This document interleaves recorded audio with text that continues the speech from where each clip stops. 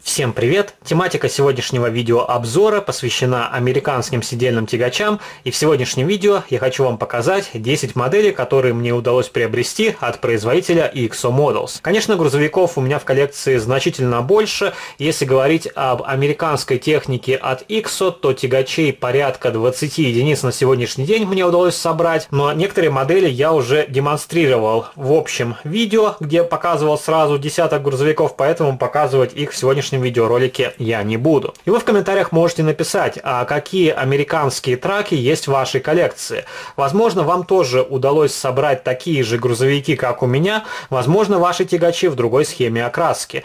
И у EXO сейчас заявлено очень много различных перекрасов, также есть пару новинок, которые до этого никем не выпускались. Я тоже отслеживаю новинки от этого бренда и стараюсь приобретать модели в мою коллекцию по возможности и показывать их вам. Но давайте не будем медлить и посмотрим на первый грузовик. Это Kenworth T600, который копирует прототип 1984 года. Довольно эффектный грузовик из-за ярко-красного цвета. Также здесь присутствует белый орнамент. И у EXO, по-моему, если мне не изменяет память, заявлен перекрас этого грузовика в другой схеме окраски. Но второй вариант уже в коллекцию я приобретать не буду. Довольно крупный сидельный тягач, но модель в принципе легкая. Из-за того, что из металла у нее только рама и кабина, а большой спальный отсек изготовлен из пластика. Рабочее седло. Хорошо изготовлены колесные диски, покрышки можно было сделать более ажурными. И, кстати, на одном из грузовиков, который мы сегодня посмотрим, есть боковая маркировка, а тут покрышки сбоку лысые, если можно так сказать. Проглядывается интерьер, черное рулевое колесо, также черные сиденья. Можно посмотреть на спальный отсек изнутри сквозь лобовое стекло, но там ничего нет. Конечно, можно разобрать модель, изготовить внутрянку спального отсека, но я не буду заморачиваться, потому что все равно там практически ничего не видно. Хотя есть такие энтузиасты, которые изготавливают детализированный интерьер спального отсека и показывают его другим людям, которые приходят к ним посмотреть на коллекцию. Также присутствуют перекидки, их здесь 3 штуки, они разного цвета. Задние фонари можно было сделать более изящно, из прозрачного пластика, а здесь их обозначили просто краской. На некоторых моделях эти элементы сделаны из прозрачного пластика. Следующий грузовик, который мы рассмотрим, это GMC General, который копирует прототип 1988 года. Грузовик интересен тем, что у него сдвинута назад передняя ось для улучшения маневренности грузовика. И таких машин вживую я ни разу не встречал. А на картинках грузовики мне попадались. И этот вариант окраски взят с рекламного буклета.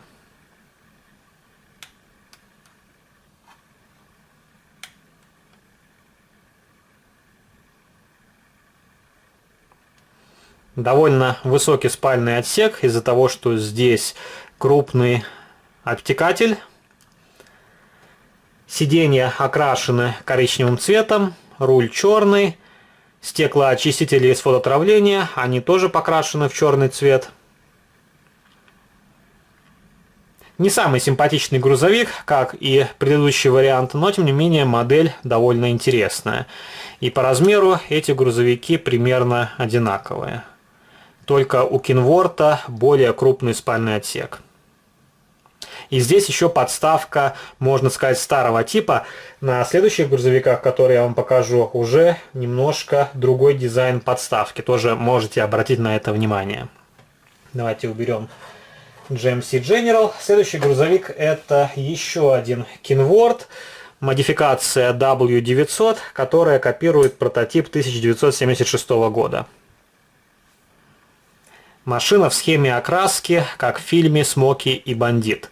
И в журнальном варианте была точно такая же схема окраски, только у грузовика еще поставлялся полуприцеп. И, кстати, я говорил, что такие грузовики из журнальной серии попадались только на аукционах. И, кстати, недавно в одном нашем местном магазине тоже начали продавать журнальную серию. И за нее просят 60 евро за модель с полуприцепом. Возможно, это и не так дорого, но пока что я не буду покупать журнальные варианты, потому что, во-первых, есть уже модели в коробочках XO Models. Они обходятся дешевле, хоть и без полуприцепа. И другое, это то, что их просто некуда складывать, потому что моделей в коллекции уже довольно много, и места катастрофически не хватает. Чем отличается этот вариант от журнального? Тут отсутствуют регистрационные номерные знаки, у журнального варианта они есть. Также стеклоочистители из водоотравления у журнального варианта они из пластика. Ну и отсутствует полуприцеп. И модель поставляется в дисплей-кейсе. Других видимых отличий я не обнаружил. По размеру тоже грузовик примерно такой же. Следующая модель это Ford Aeromax, который копирует прототип 90-го года. Тоже симпатичный грузовик, мне он очень нравится. Красивая схема окраски. У меня также есть Ford Aeromax от производителя Schuco. Я тоже вам демонстрировал ту модель в своих видеороликах. Но она сделана проще, чем этот грузовик. Хотя у модели от Schuco откидывается капот, и там проработка моторного отсека присутствует. Тут установлены регистрационные номерные знаки. Тоже окрашен интерьер. Более-менее аккуратная сборка. И вообще, если посмотреть на все мои грузовики от XO, то брака практически не встречается. Хотя тоже есть досадные моменты, криво установленные детали, как, например, на Kenworth W900. И в некоторых местах присутствуют сколы на лакокрасочном покрытии. Это тоже, конечно, огорчает. Но поголовно брак, как на журнальной серии, отсутствует. Это тоже не может не радовать. Хотя XO очень приближен к журнальной серии. Вообще XO из нынешних производителей очень много выпускает масштабных копий. У них новинки выходят чуть ли не каждую неделю. По несколько штук различных вариантов. Я имею в виду не только грузовики, но и легковые автомобили, и автобусы и так далее. Marmon CHDT, который копирует прототип 1980 года. Один из моих самых любимых грузовиков, пожалуй, эта модель мне нравится больше всего. Очень красивый цвет. И такой Marmon уже выходил в другой схеме окраски. Это, можно сказать, перекрас. Первый грузовик я не покупал, а дождался вот такой более эффектный вариант, который мне понравился больше.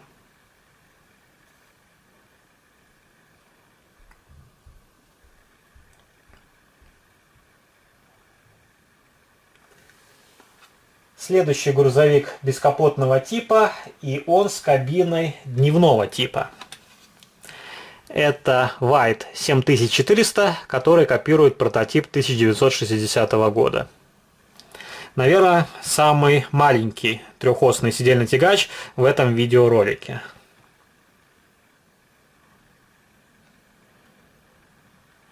Тоже довольно симпатичная схема окраски. У XO такой грузовик заявлен и в другом цвете. Но мне понравился первый вариант. Красно-серебристый. Тоже грузовик имеет реальный прототип. Фотографию я демонстрировал в видеообзоре на эту масштабную копию.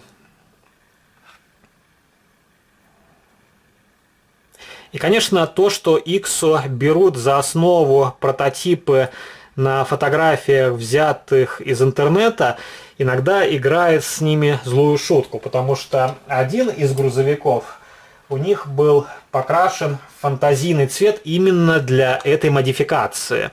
International Eagle, который копирует прототип 95 года, и вот именно в такой схеме окраски был грузовик более ранних выпусков, который копировал прототип, по-моему, 80-х годов. Он отличается от этого грузовика, а вот именно для этой модификации окраска получается фантазийной. Если такой грузовик выйдет в другой схеме окраски, то я тоже, возможно, рассмотрю его к приобретению. Хотелось бы грузовик с кабиной бежевого цвета. Вот именно такие варианты были на дорогах в Российской Федерации. И вы можете посмотреть, у этого грузовика более детализированные покрышки.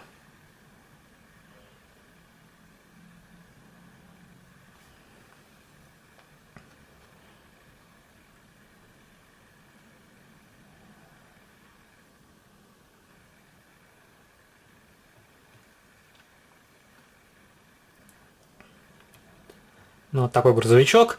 И давайте покажу вам следующую модель. Это GMC Astro 95, который копирует прототип 1970 года. Тоже довольно симпатичный грузовичок. Выглядит не таким крупным, но на самом деле по размеру этот грузовик крупнее, чем классический МАЗ-6422.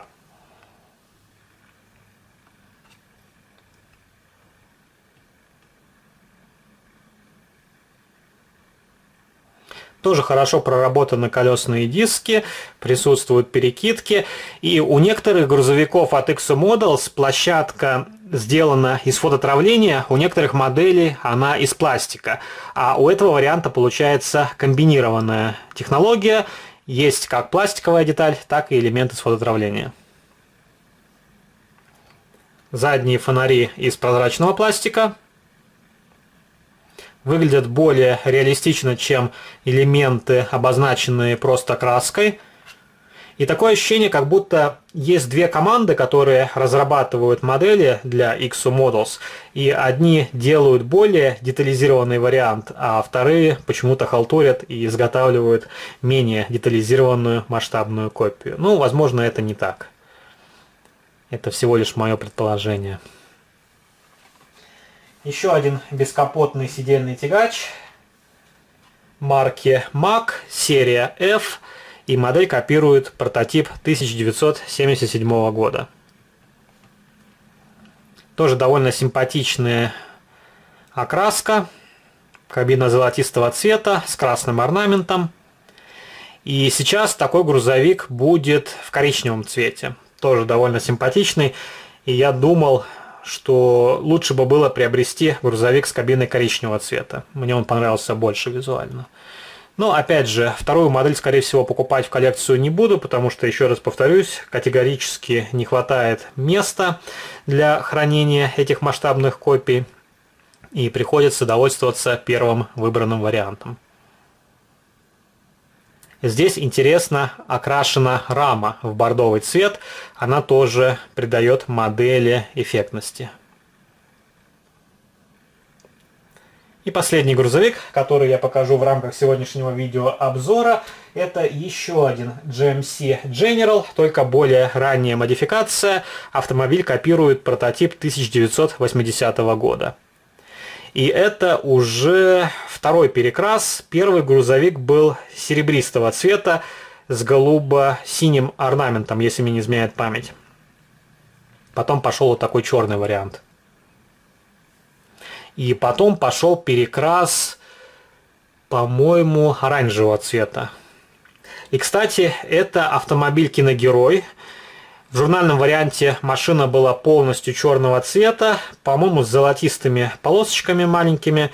И эта машина была из сериала «Рыцарь дорог». Возможно, потом куплю и журнальный вариант. У меня есть Pontiac Trans Am, как из фильма, так и просто в черном варианте, без опознавательных знаков киногероя. И тоже, в принципе, можно сделать небольшую диораму. Вот такая небольшая коллекция моих американских сидельных тягачей. Вы в комментариях можете написать, какой из показанных вам грузовиков понравился больше всего. Не забывайте поддержать видеоролик лайком, если он вам понравился. Также вступайте в мои группы в социальных сетях ВКонтакте и Фейсбуке. Жмите на колокольчик, если вы не сделали этого раньше. И можете заглянуть на мой второй канал, там тоже выкладываются видеоролики на масштабные модели из моей коллекции. А на сегодня это все. До новых встреч. Пока-пока.